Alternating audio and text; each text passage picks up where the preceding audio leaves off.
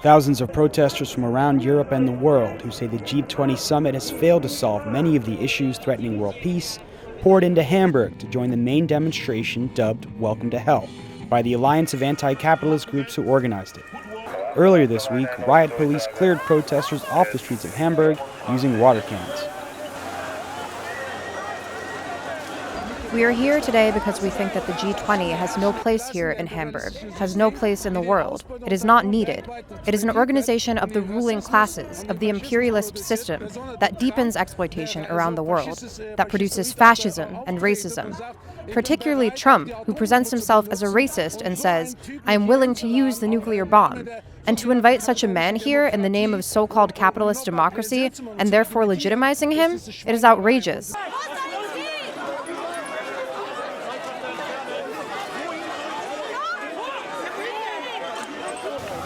Up to 20,000 police officers will be on hand for the main demonstration. Police expect around 100,000 protesters in the port city, some 8,000 of whom are deemed by security forces to be ready to commit violence. Organizers reject that claim. In our opinion, the recent statements that imply that there are 8,000 perpetrators who are prone to violence coming and using that as a reason to ban the camps is political propaganda. And they are doing this to interfere with the right to gather and to inhibit our protest, and to attack our protest, and to prevent the protests so that only the nicest images of Hamburg are seen. But that is exactly what we don't want. We want to show that protests are necessary, important, and have a purpose. Earlier in the week, 4,000 demonstrators marched through the city to highlight inequality, climate change, and trade policy. This is U.S. activist Nalini Stamp. We need a new visionary politics. We need a new vision that is born out of compassion and solidarity for every human being that lives on this planet. Activists organized a counter-summit where he reached South African activist Patrick Bond. The German police for several decades have had cat and mouse tactics with increasingly sophisticated demonstrators, and this goes to the late 60s, in which some of the cutting-edge technology of repression has emerged. And that's what's being tested out now. But the most visible thing is the vast numbers of police. They will be outnumbered by demonstrators, but this is one of those extraordinary battles of will and battles of space. Obviously, we hope for no fatalities, but one of the things that will be tested is the ability of activists to move in the interstices of a major city like this, a corporate city, but one with enough of the old traditions of labor. Here we are in a major old factory, for example, to reflect the power of the collective against the oppression of the state, trying to defend the privileges of the G20, in turn defending world corporate power. It's going to be a great showdown here. So it's really very much like the old anti-corporate globalization rallies of even dating to Seattle, and those spirited on the street activity to block the elites usually are preceded by a counter summit that includes sort of intellectuals and activists, NGO gathering, and that's what I've been at here in Kampnagel, which is an old factory. It's beautifully handled by 70 organizations that have come together in a surprising degree of unity, stretching from socialists and anarchists through social democrats and environmentalists. And I think actually we're looking at a very good model where in Germany's second largest city, a city known for its openness, the biggest port in the country, second biggest in Europe, the activists here have really put on an extraordinarily rich display of different kinds of protests and proposing of alternatives. That strikes me as what's different now in 2017 than the prior generation.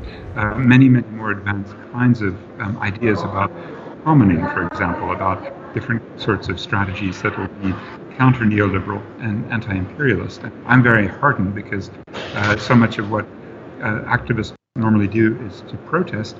One could be rather distracted simply by the street action, but I've also been nurtured enormously by all of the discussions here at the Counter Summit. The G20 meeting follows a G7 summit in Sicily a month ago, which exposed deep divisions between Western countries and U.S. President Donald Trump on issues including climate change, trade, and migration. Yes, absolutely. And the G20 is one place where 19 countries with varying degrees of support did believe that the Paris Climate Accord would serve their interests, and they felt that that the United States, which had been the foot dragger all along, the U.S. State Department negotiating many provisions of the Paris Agreement, like no liability for past climate damage and no binding emissions, that provision actually served everyone's interest because it didn't really mean much. And now what Trump has done is thrown into question the general sense of coherence within global climate governance. I think it gets even more tense given what's happened in North Korea and the sense maybe that Donald Trump is an unreliable loose cannon, and whether between the Russia, the China, the Syria, the Qatar, all of the regional crises bubbling away, and with the threat of the U.S. pushing NATO further east towards Russia, as exemplified in the visit that Trump made, he really is ungovernable, and it's a G1 versus G19 situation. And so you've been talking about how the 19 countries besides the U.S. are, sort of thinking about how to counter some of what Trump's agenda is with climate change and some other things.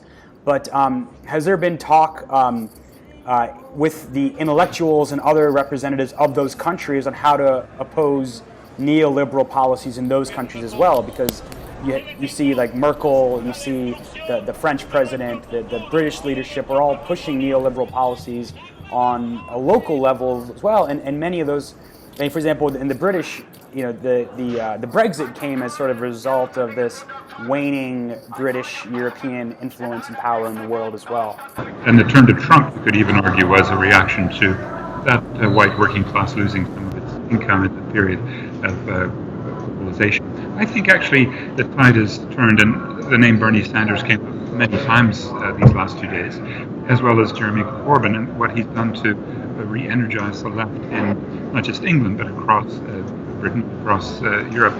It does seem to me, yes, with the terrible choice, Macron versus Le Pen, the French voted more neoliberalism, and it may well be that Angela Merkel wins re-election because the two more leftist parties, the Die Linke, the left party, former socialists, and then the Greens haven't found a basis for unity, especially with the Social Democrats.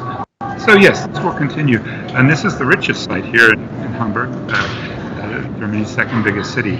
But there's an acute awareness that the policies, especially of the finance minister here, Wolfgang Schäuble, has imposed on Greece, could be the model for what will happen here at the G20 in terms of Africa, and that is the compact with Africa. That's the major initiative, especially that Merkel and Schäuble, two German leaders and hosts here, they want to say to their electorate, look, we're doing something for Africa, providing more investment so we have fewer African migrants crossing the Mediterranean, ending up in Germany. There are about 1 million Africans here. And that would be one of the PR strategies that Merkel wants to get out of this G20 meeting, an endorsement for what is effectively a new scramble for Africa, an imperial agenda of private corporations with state subsidies for infrastructure, PPPs, public-private partnerships, but frankly on the ground in Africa they're called public-private pilfering. And I think that's going to be really what does come out of the G20 when you get so many of the neoliberals, and their only real question is, are they together with Donald Trump, or are they going to be fighting him over specific geopolitical and climate issues? But I think the agenda of corporate power that's going to be on display in the G20 itself will be very obvious. Actually, that's why probably what this group will do, which is to Kettle the G20, could be a model for future politics in which large numbers, it may be tens of thousands, will on Saturday come together in the city and actually surround and really block in the G20 leadership. They're meeting Friday and Saturday in one of the central sites, and everyone is saying that wasn't a good idea.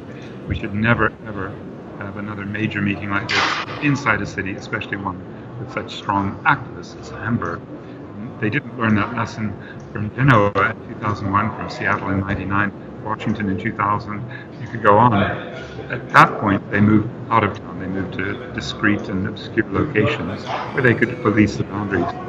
For example, 10 years ago when the G8 met, they met in Heiligendamm, and it was a faraway place that was very difficult. And the activists had to march for miles and miles to get to the site of the protest. Here it's concentrated, and so every day this week, massive protests, massive police repression. Tonight is the big test. The anarchists are out in thousands, and it's called Welcome to Hell. This is their attempt to say, especially starting from Bohemian St. Pauli district of Hamburg, that they want to take the space of the city. For ongoing coverage of the G20 summit and Putin and Trump's meeting on Friday, stay tuned to TheRealNews.com. This is Jessel Noor.